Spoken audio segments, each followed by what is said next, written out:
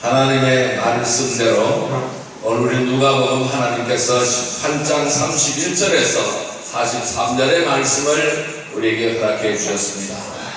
오늘 우리 이 말씀에 의지해서 닫힌 눈이 열리다 라는 제목으로 오늘 은혜를 나누고자 합니다.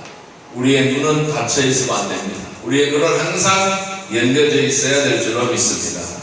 우리가 신앙의 세계를 말할 때에 성경은 눈이 닫혔는가, 눈이 열렸는가를 구별하면서 우리에게 말씀을 가르쳐주고 있습니다. 우리의 신앙이라는 것은 눈이 열리면은 그 전에 안 보이던 것이 보이게 되는 것입니다. 이것을 우리 이렇게 말하죠. 영적 안목이 열려졌다라고 말하고 있습니다. 많은 사람들이 시도 쓰고 소설도 쓰고 있습니다. 그리고 시나 소설을 우리가 많이 또 읽어보고 있습니다. 그런데 이렇게 글을 쓰는 작가들은 보통 사람들과 똑같이 봐도 안목이 다르다는 것을 우리가 알 수가 있습니다. 그래서 특히 이 시인들이 시를 쓰라는 거 보면은 얼마나 그 말이 참으로 아름다운지를 알 수가 있습니다. 왜 아름다울까요? 보는 눈이 달라서 그렇다라는 것입니다. 똑같이 보지만은 똑같지 않다라는 것이죠. 요즘은 참 눈이 많이 오고 있습니다. 며칠 전에도 눈이 많이 왔잖아요. 산을 보면은 나무마다 눈이 덮여서 장관인 모습이 드러나고 있습니다. 이렇게 우리가 눈이 왔을 때에 눈이 덮여있는 경치를 보게 되면은 보통 사람들이 이렇게 말합니다. 와, 멋있다라고 감탄사를 연발합니다. 시인은 그것을 보고 시 한 편이 탄생되게 되는 것입니다. 무슨 차이일까요? 안목의 차이라는 것입니다. 보는 관점이 달라서 그렇다는 거예요. 안목의 차이라는 것입니다. 우리가 이 신앙의 영역에서는 눈이 닫혔는가, 눈이 열렸는가 하는 이 차이가 아주 크다라는 것입니다. 눈이 닫혀 있으면은 하나님이 내 앞에서 놀라운 일을 하셔도 그걸 알아볼 수가 없는 것입니다. 왜? 눈이 닫혀 있어서 못 알아보는 것입니다. 질문해 볼까요? 하나님이 지금 내 앞에서 일하는 것이 맞습니까? 틀립니까? 성경은 이렇게 말하죠. 그렇다, 맞다라고 확실하게 말해주고 있습니다. 그러나 하나님의 일하심이, 내 앞에서 일하심이 안 보일 때는 전혀 보이지 않는다라는 것입니다. 그래서 보이지 않기 때문에 감사를 할 수가 없다라는 것입니다. 그런데 어떤 타이밍에 내 눈이 탁 열려지는 때가 있습니다. 이걸 가지고 우리는 뭐라고 표현합니까? 카이로스라고 표현할 수가 있는 것이죠. 전에는 안 보이는 하나님이 일하심이 보이기 시작한다는 것입니다. 전에는 감각이 없던 하나님이 나가 감각으로 알아채고 바로 그 하나님이 일하심이 보이기 시작한다는 것입니다. 십자가 위에 매달리신 예수님, 전에는 아무 생각이 없었습니다. 그런데 어느 날 갑자기 저 십자가 위에 달리신 예수님, 나 때문에 저기서 피 흘리셨구나, 나 때문에 저기서 돌아가셨구나, 나 때문에 이러한 고난을 받으셨구나, 이것이 보이기 시작한다는 것입니다. 전에 안 보이는 것이 보이게 되는 것입니다. 이 전에 안 보이는 것이 보이면 어떻게 될까요? 가만 앉아 있을 수가 없는 것입니다. 저절로 찬양이 나오는 것입니다. 저절로 감사가 나오는 것입니다. 저절로 하나님의 은혜를 찬양하게 되는 것입니다. 여러분, 눈이 열려져야 입이 열려지게 되어져 있는 것입니다.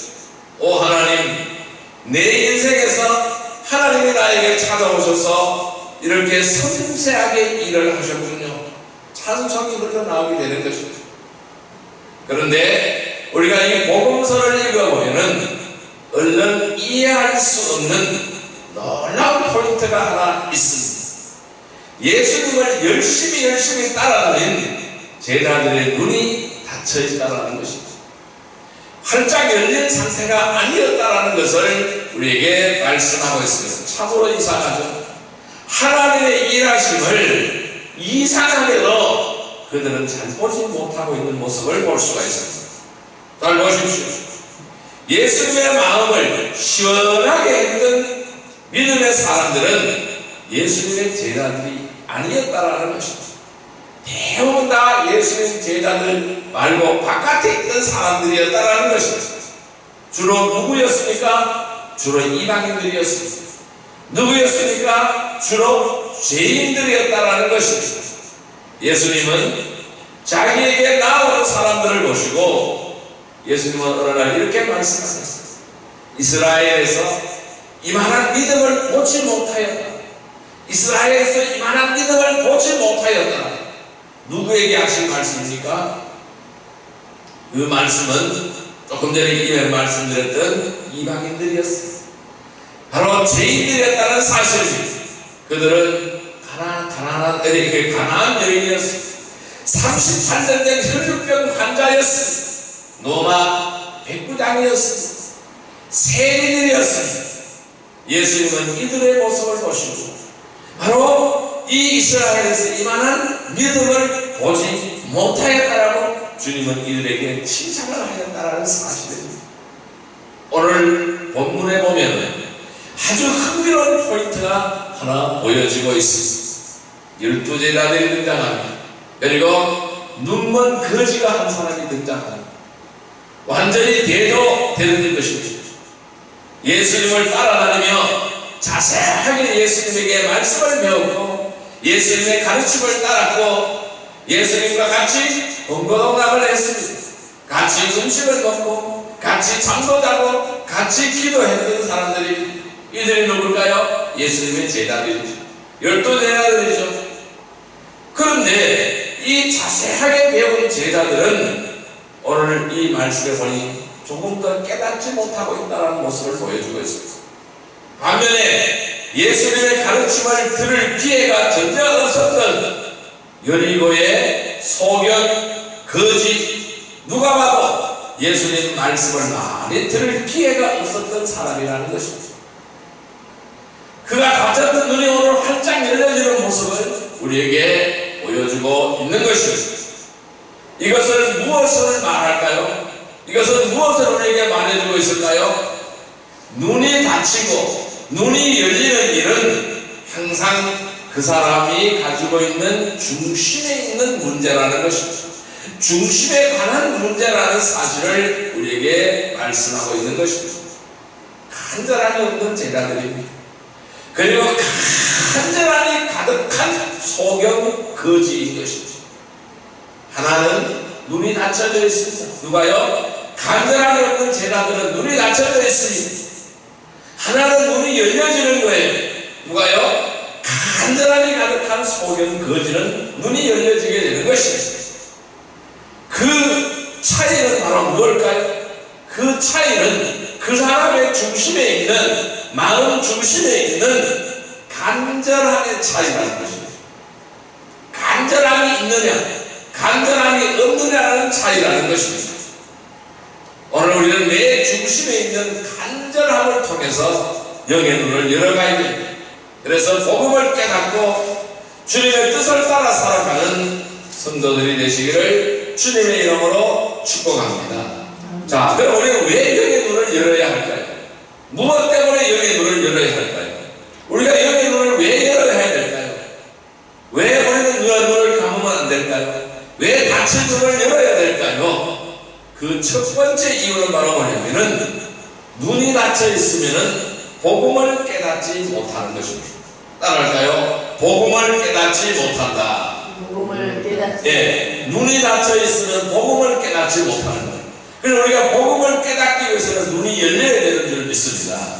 자, 오늘 본문 말씀인 18장 34절 말씀을 같이 읽어볼까요? 누가복음 18장 34절의 말씀입니다. 같이 읽습니다. 제자들이 이것을 하나도 깨닫지 못하였으니 그 말씀이 감추었으므로 그들이 그 이르신 바를 알지 못하였더라. 다시 읽습니다. 제자들이 이것을 하나도 깨닫지 못하였으니 그 말씀이 감추었으므로 그들이 그 이르신 바를 알지 못하였더라. 자, 31절 말씀을 우리 같이 읽어볼까요? 만일 누가 너희에게 어찌하여 푸느냐 묻거든 말하기를, 이거 아닌데? 너무 자, 31절 말씀을 같이 읽습니다. 예수께서 12제자를 데리고 이르시되 보라, 우리가 예루살렘으로 올라가노니 선지자를 통하여 기록된 모든 것이 인자에게 응하리라. 자, 여러분, 예수님께서는 12제자를 불러놓고 이제 십자가의 고난에 대하여 정식으로 말씀하시고 있는 것입니다. 그러면 예수님의 종착지는 어디일까요? 예루살렘인 것이죠. 예루살렘으로 이제 가야 되는, 예루살렘으로 올라간다고 예수님께서 말씀하고 있습니다. 이 3년간 공생의 기간 동안 예수님은 하나님의 나라를 선포했습니다. 그리고 사람들을 고쳐주었습니다. 그리고 그 인생들을 회복시켜 주셨습니다. 그런데 그 속의 핵심이 바로 뭐냐면은 십자가와 부활이라는 것입니다. 이제 이 십자가와 부활을 위해서 예루살렘으로 올라가신다는 것입니다. 예수님이 이 땅에 오신 목적을 한마디로 말한다면 우리의 죄값을 대신 지시고 죽으시려고 오셨다는 것입니다. 이것이 예수님이 우리에게 오신 목적, 이 세상에 오신 목적이라는 것입니다. 여러분, 구약 성경에도 보면은요, 메시아가 오시면 하실 일이 계속 설명을 하고 있습니다. 이사야 53장에 메시아의 순환을 잘 표현하고 있는 것이죠. 그리고 32절에서 33절에 아주 핵심적으로 가르치고 있습니다. 오늘 32절, 33절 말씀 같이 읽어볼까요? 인자가 이방인들에게 넘겨져 희롱을 당하고 능력을 당하고 침대침을 당하겠으며 그들은 채찍질하고 그를 죽일 것이나 그는 3일 만에 살아나리라 하시되, 34절, 제자들은 이것을 하나도 깨닫지 못하였으니 그 말씀이 감추었으므로 그들이 그 이르신 바를 알지 못하였더라. 예수님께서 아주 명확하게 말씀하십니다. 이게 뭡니까? 복음이, 예수님께서 하신 말씀, 이 말씀이 복음이. 자, 예수님께서 우리의 죄를 위하여 십자가를 지시고 죽음에 이르셨고 3일 만에 다시 살아나셨다. 왜? 이 부활의 공로, 대속의 공로를 믿는 자는 다 구원받는다라는 것. 이것이 바로 뭘까요? 가장 핵심이에요. 이게 바로 복음이라는 것입니다. 아주 예수님께서 아주 명확하게 말씀하시는 거예요. 이게 복음입니다. 이게 바로 굿뉴스입니다. 예수님의 십자가 그리고 부활입니다. 오늘 예수님은 제자들에게 십자가와 부활을 설명하고 있는 것입니다. 제자들에게 말씀하는 거예요. 나는 이제 십자가를 지러 올라간다. 나는 죽으러 올라간다. 나는 죽으러 예루살렘으로 올라간다라는 것입니다. 그냥 십자가에 훌쩍 올라가서 죽는 것이 아니라는 것입니다. 32절과 33절에 보니까 이렇게 설명했어요. 십자가에는 적어도 4가지가 함께 있다는 걸 설명하고 있습니다. 그 십자가에는 무엇이 있다는 거예요? 조롱이 있습니다. 모욕이 있습니다. 침뱉음이 있습니다. 채찍질이 있습니다. 이 십자가 위에는 적어도 이 4가지가 기다리고 있다는 것입니다. 이것이 다 십자가에 같이 있는 고난이라는 것입니다. 그리고 33절에 이렇게 설명합니다. 사흘 만에 다시 살아날 것이라고 설명하고 있습니다. 사흘 만에 다시 살아날 것이다. 뭘까요? 부활을 말씀하고 있는 것입니다. 이것을 확실하게 가르치고 있는 거예요. 이것을 가장 명확하게 가르치고 있는 것입니다. 여러분, 우리가 신앙생활을 하면서 복음을 깨닫는다. 이것은 단 한 번으로 되는 것 같지가 않습니다. 물론 단 한 번에 다 깨달을 수 있는 사람도 있어요. 그러나 우리가 이 복음을 깨닫는다라는 건 단 한 번으로 깨닫는다고 말할 수 없다라는 것입니다. 예수님의 십자가의 부활, 십자가의 죽음, 그리고 부활, 이것이 우리가 믿는 내용의 핵심이잖아요. 우리 기독교는 이것 없으면 기독교가 존재할 수 없는 거예요. 예수님의 죽음, 십자가의 죽음, 그리고 부활, 이것을 우리가 믿는 거예요. 이것이 바로 우리가 믿는 내용의 핵심이라는 것입니다. 그것을 단 한 번에 깨닫게 된다는 것, 그러한 그리 흔하지 않다라는 것입니다. 어느 날 갑자기 깨닫기 시작한다는 것입니다. 깨달아지기 시작한다는 것입니다. 눈이 밝아오는 것을 느낀다는 것입니다. 이것을 우리는 주님과의 인격적인 만남이라고 말하고 있습니다. 우리에게는 주님과의 인격적인 만남이 있어야 이 복음을 깨닫게 된다는 것입니다. 이게 바로 뭘까요? 카이로스라는 거예요. 그날 눈이 떠지게 된다는 것입니다.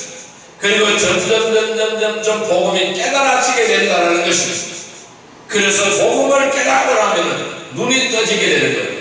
이 눈이 떠지게 되면 우울하지 않다라는 거예요. 절망하지 않습니다. 자살로 삶을 끝낼 수가 없다라는 것입니다. 이것이 바로 뭘까요? 복음의 위대한 능력이라는 것입니다. 그런데 오늘 34절의 제자들의 반응을 보세요. 그 제자들의 반응은 어떻습니까? 조금 더 깨닫지 못했다는 거예요. 예수님께서 그렇게 상세하게 설명을 했는데도 깨닫지 못했다는 거예요. 아예 하나도 이해가 안 된다는 뜻을 표하고 있습니다. 왜 그랬을까요? 제자들에게는 그 뜻이 감추어져 있었다는 것입니다. 오늘 감추어져 있다고 분명히 말씀하시고 있습니다. 깨닫지 못했다, 감추어져 있었다, 말씀하신 것을 알지도 못했다. 이것은 제자들의 눈이 아직 열려지지 않았음을 의미하는 말씀인 것입니다. 이 제자들은 영적인 눈이 열려지지 않았습니다. 왜 그럴까요? 아직 간절함이 제자들에게 없다라는 거예요. 간절함이 있어야 열려지는데 간절함이 없다라는 것입니다. 이게 중요한 문제가 되는 것입니다. 이게 중요한 문제라는 것입니다. 영적으로 눈이 열려지지 않았을 때는 말씀을 읽어도 설교를 들어도 이해가 안 된다는 것입니다. 이것은 지식 수준의 문제가 아니라는 것입니다. 지식이 높고 지식이 낮은 문제가 아니라는 것입니다. 많이 배웠다 적게 배웠다 문제가 아니라는 것입니다. 그럼 그 눈이 열렸는가 하는 문제입니다. 영적인 눈이 열려져 있는가 하는 문제라는 것입니다. 여러분, 시골 할머니들도 눈이 열리면 복음이 깨달아지게 됩니다. 초대교회 초반기에는 노예들이 예수를 믿었습니다. 천민층들이 예수를 많이 믿었습니다. 우리나라 초기에도 역시 마찬가지였습니다. 일자무식 그들이 복음을 깨달았다는 사실이에요. 그들이 하나님의 놀라운 은혜를 알았다는 사실입니다. 이것이 중요한 이유가 뭘까요? 영적인 눈이 열린다는 것이 사람의 생각으로 되는 일이 아니라는 것입니다. 내 방법으로 되는 것이 아니라는 것입니다. 사람의 생각으로 되는 문제가 아니라는 것입니다. 어떤 사람은 눈이 더 열려지고 어떤 사람은 눈이 안 열려진다는 것입니다. 우리는 그 이유를 알아가야 된다는 것이죠. 왜 12제자들은 하나같이 예수님의 복음을 전혀 깨닫지 못했을까요? 오늘 거지 소경도 여리고의 소경 거지도 깨달았는데 왜 제자들은 이 예수님의 복음을 전혀 깨닫지 못했을까요? 그것은 마음속에 다른 것이 들어있었습니다. 다른 복잡한 것들이 들어있었기 때문에 그렇다는 것입니다. 그래서 우리는 버려야 되는 것입니다. 버리지 않으면 깨달을 수 없습니다. 버려야 되는 것입니다. 마태복음에 나오는 기록을 보면은 그때 12제자는 아무도 예외 없이 서로 싸우고 있는 거예요. 우리 12명 중에 누가 가장 높은가? 그들은 예수님을 메시아라고 생각을 했어요. 그럼 어떤 메시아? 영적인 메시아가 아닌 거예요. 정치적인 메시아라고 생각한 거예요. 노아의 압제받는 우리를 구원해줄 그러한 메시아를 원했던 거예요. 그래서 예수님께서 노아를 물리치고 유대의 왕이 된다면, 왕자에 올라간다면 우리는 무엇을 할 것인가? 우리는 예수님의 곁에서 무엇을 할 것인가? 누가 더 높은 자리에 올라갈 것인가?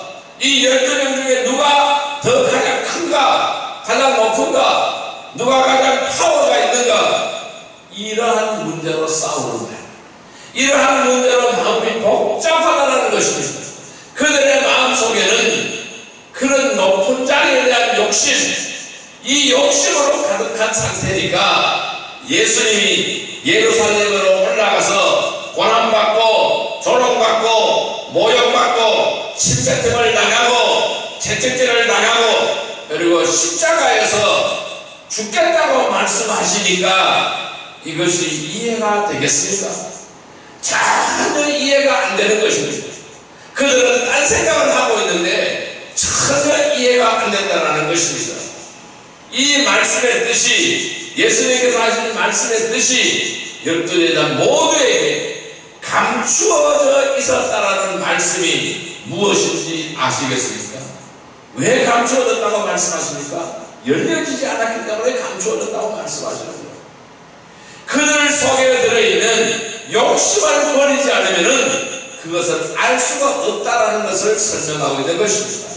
여러분, 우리가 말씀을 들었을 때에 내 안에 간절함이 아니라 다른 것으로 복잡하게 얽혀 있는 사람은 어떤 깨달음도 생기지 않는다라는 것입니다. 그러면 그 말씀이 도무지 나에게 적용이 되지 않게 되는 것이죠. 이것을 예수님은 뭐라고 표현했습니까? 씨 뿌리는 자에 비유해서 가시덤불이라고 표현했습니다. 가시덤불과 같은 마음밭이라고 예수님은 설명하고 있는 것입니다.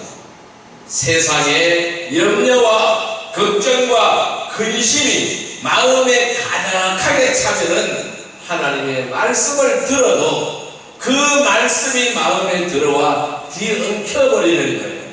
그래서 햇빛을 받지 못하게 만드는 거예요. 가시덤불 속에 씨가 떨어지면은 절대로 자라지 않는다라는 것입니다. 그것들이 들어와서 뒤엉켜버리게 된다라는 것입니다.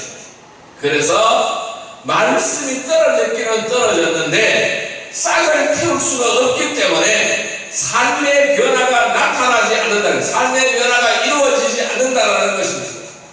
제자들은 오늘 이와 똑같은 거예요. 오늘 눈이 닫혀있는 상태라는 거예요. 마음이 매우 복잡한 상태라는 것입니다. 그렇기 때문에 예수님이 전하시는 이 복음을 들었는데도 전혀 깨닫지 못한다라는 것입니다. 복음에 대하여 마음이 간절하지 않고 그 마음속이 복잡한 상태라는 것입니다. 오늘 여러분 중심은 어떤가를 보시기를 바랍니다. 나는 언제 복음을 깨닫는가를 한번 살펴보시기를 바랍니다. 예수님의 십자가와 부활, 이 복음을 듣고 처음 예수님이 나의 죄로 인하여 대신 죽으셨구나, 감사하고 감격한 때가 언제인가를 돌아보시기를 바랍니다. 그때가 바로 여러분들의 눈이 열릴 때라는 것입니다. 그리고 그 후로 지금 그때보다 얼마나 더 눈이 열려졌는가를 살펴보아야 합니다. 눈을 열려면 내 중심을 온전히 주님 앞에 드려질 때에 눈이 열려진다는 사실을 우리는 명심해야 하는 것입니다. 전도 여러분, 내 중심을 온전히 주님께 드리기를 바랍니다. 온전히 주님께 맡기기를 바랍니다. 그래서 영의 눈이 활짝 열려져서 하나님의 놀라운 비밀과 그 뜻을 헤아려서 실천하는 복된 삶이 되기를 주님의 이름으로 축복합니다. 왜 눈이 뜨여지지 않느냐? 두 번째 이유입니다. 두 번째, 왜 눈을 떠야 됩니까? 두 번째 이유는 바로 뭐냐면은 닫힌 눈이 열리면은 복음을 깨닫게 됩니다. 따라할까요? 닫힌 눈이 열리게 되면 복음을 깨닫게 됩니다. 그래서 우리는 눈을 떠야 되는 것입니다. 그게 눈이 닫혀있어 복음을 깨달을 수가 없다는 것이죠.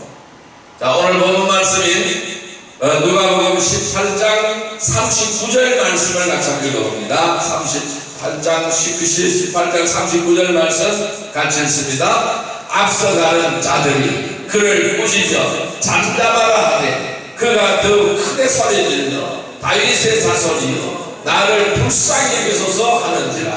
자, 여러분, 이제 35절부터 시작해서 누가 등장합니까? 거지가 여리고의 소경 거지가 등장합니다. 이 35절부터는 이 이 거지는 소경은 이 12제자들과 완전히 대조되는 장면으로 우리에게 보여주고 있습니다. 주님이 이 여리고에 가까이 오셨을 때에 눈먼 사람이 나왔습니다. 그는 길가에서 구걸하고 있는 사람입니다. 길가에서 구걸하다가 무리가 지나가는 소리를 듣고 무슨 일인가 싶어서 주위에 있는 사람을 붙잡고 물었습니다. 그런데 그 주위에 있는 사람이 말하기를 나사렛 예수가 지나가신다, 이렇게 설명을 해 주었어요. 이 소식을 들었습니다. 이 마가복음에는 디모의 아들 바디메오라고 설명을 하고 있습니다. 이 거지는 이름은 마가복음에는 바디메오라고 말하고 있습니다. 이 바디메오에게 간절한 소원이 하나 있어요. 나도 예수님 만나보고 싶다라는 이러한 간절한 소원을 이 사람은 가지고 있는 것입니다. 이것은 내 일생에 있어서 다시 올 수 없는 마지막 기회다라고 생각을 했습니다. 얼마나 절망을 했을까요? 누가 볼든지 말든지 소리를 지릅니다. 큰 소리로 외칩니다. 뭐라고요? 38절과 39절에 이렇게 말하고 있죠. 다윗의 자손 예수여 나를 불쌍히 여기소서. 다윗의 자손 예수여 나를 불쌍히 여기소서. 이렇게 큰 소리를 외치고 있는 거예요. 그런데 이 바디메오에게 난관이 찾아왔습니다. 사람들이 무시하는 겁니다. 너무 소리를 지르니까 시끄럽다고 꾸짖어요. 야 시끄럽다, 좀 조용해라, 이렇게 막 꾸짖는 거예요. 이 바디메오가 장애물에 부딪힌 겁니다. 야 이 거지야, 야 이 소경아, 시끄럽다, 조용히 해라, 막 이렇게 꾸짖는 걸 들은 거예요. 사람들이 방해를 받았습니다. 그런데 39절 말씀을 같이 한번 읽어볼까요? 39절 말씀 같이 읽습니다. 앞서가는 자들이 그를 꾸짖어 잠잠하라 하되 그가 더 크게 소리질러 다윗의 자손이여 나를 불쌍히 여기소서 하는지라. 자, 39절에는요 이 바디메오가 사람들의 방해를 받았는데 그는 더 크게 소리를 질렀습니다. 그 사람들의 방해를 그냥 뚫고 나가는 거예요. 더 크게 소리 지르는 거예요. 자기가 필생에 원하는 것이 분명히 있는 거예요. 뭘까요? 내 눈을 뜨는 것입니다. 다윗의 자손이여 나를 불쌍히 여겨 주옵소서. 다윗의 자손이여 나를 불쌍히 여겨 주옵소서. 여러분 이 바디메오가 이 기도를 2번을 하는 것입니다. 그리고 바디메오의 기도는 완전히 응답이 되는 것이죠. 주여 나를 불쌍히 여기소서. 내가 진정히 원하는 것이 있습니다. 그것을 내 힘으로는 절대로 이룰 수가 없습니다. 이것이 바디메오의 기도인 거예요. 이 바디메오가 예수님에게 말하는 거예요. 내가 힘이 없다라는 것입니다. 내가 나의 눈을 뜨게 할 수는 없다라는 것입니다. 내게는 가능성이 없다라는 것입니다. 주여 나를 불쌍히 여기소서. 이것은 심령이 가난한 사람의 기도인 거예요. 내 심령이 너희 가난합니다. 주님께서 나를 치료하여 주시고 고쳐주시고 회복하여 주옵소서 라는 기도예요. 이제 40절을 보니까 예수님의 걸음을 멈추십니다. 예수님께서 들으셨다라는 것입니다. 그를 데려오라고 분부했습니다. 바디메오가 주님 앞에 옵니다. 아직도 눈이 감겨져 있어요.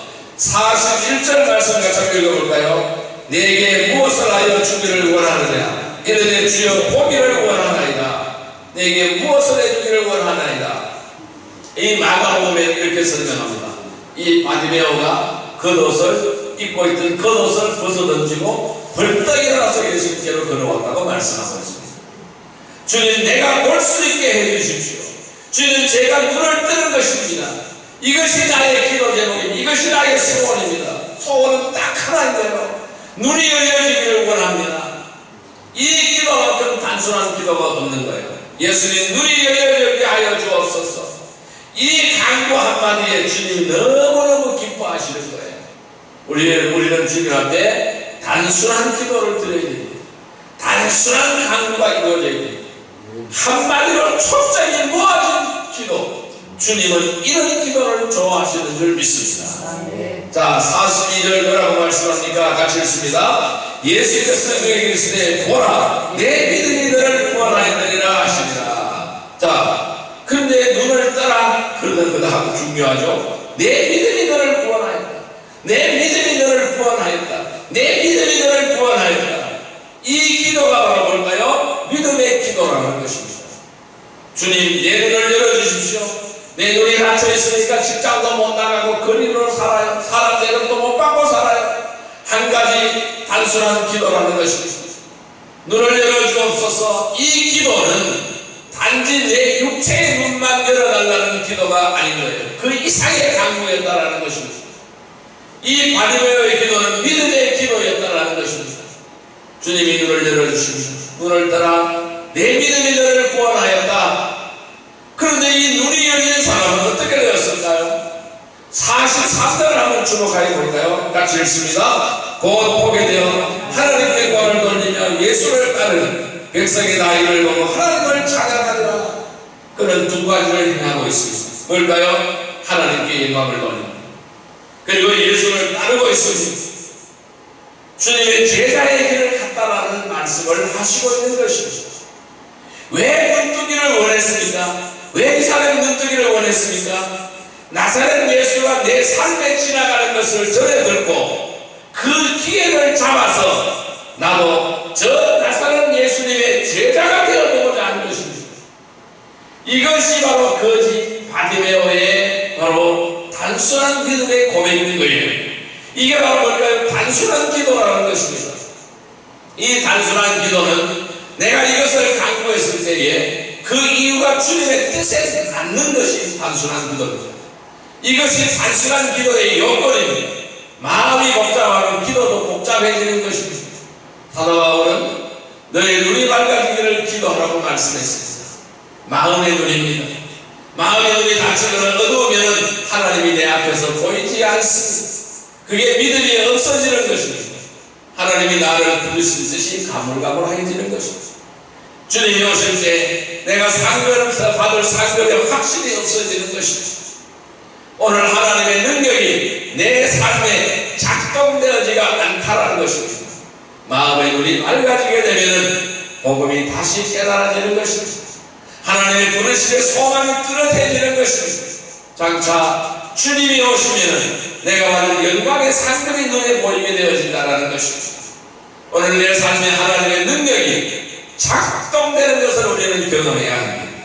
성도 여러분, 내 중심의 간절함으로 우리는 오늘 영의 눈을 열어서 복음을 깨닫고 하나님의 뜻을 따라 내 삶에 하나님의 능력이 작동되는 것을 경험하는 복된 성도들이 다 되시기를 주님의 이름으로 축복합니다. 자, 이제 말씀을 정리하여 볼까요? 그럼 이제 우리는 어떻게 하여야 할까요? 모세는 마음의 눈이 밝았습니다. 모세의 마음의 눈을 보면 신명기를 보면 죽을 때까지 그의 눈이 흐려지지 않았다고 말씀하시고 있습니다. 눈이 밝았다고 분별력이 대단했다라는 뜻입니다. 오늘 바디메오는 닫혀있는 눈이 완전히 열려졌습니다. 하나님께 영광을 돌리고 그는 주님의 제자가 되었습니다. 여기서 중요한 것은 무엇입니까? 마음의 중심을 드리고 믿음의 기도를 하는 것이라는 것입니다. 먼저 우리는 내 눈을 열어 복음을 깨달으면 마음의 눈이 열려져서 내 인생이 밝아지면 우리는 주님의 제자가 될 줄로 믿습니다. 이것이 마음의 중심을 드리고 믿음의 기도를 하는 것입니다. 올 한 해 우리는 내 눈을 열어서 복음을 깨닫고 주님의 온전한 제자가 되는 삶을 경험하는 삶이 되기를 주님의 이름으로 축복합니다. 성도 여러분, 내 중심의 간절함으로 내 영의 눈을 열어서 복음을 깨닫고 하나님의 뜻을 따라서 내 삶에 하나님의 능력이 작동되는 것을 경험하는 복된 성도들이 다 되시기를 주님의 이름으로 축복합니다. 기도드립니다. 사랑과 은혜의 아버지 하나님, 오늘 우리는 내 마음의 중심을 드리고 믿음의 기도를 주님 앞에 드리기를 원합니다. 그리하여 내 눈을 열어 복음을 온전하게 깨닫고 마음의 눈을 열어서 우리의 인생이 밝아져서 주님의 제자가 되게 하여 주옵소서. 그래 하나님의 뜻을 따라 내 삶에 하나님의 능력이 작동되는 것을 경험하는 복된 성도들이 다 되게 하여 주옵소서. 예수님의 이름으로 감사하며 기도드리옵나이다. 아멘.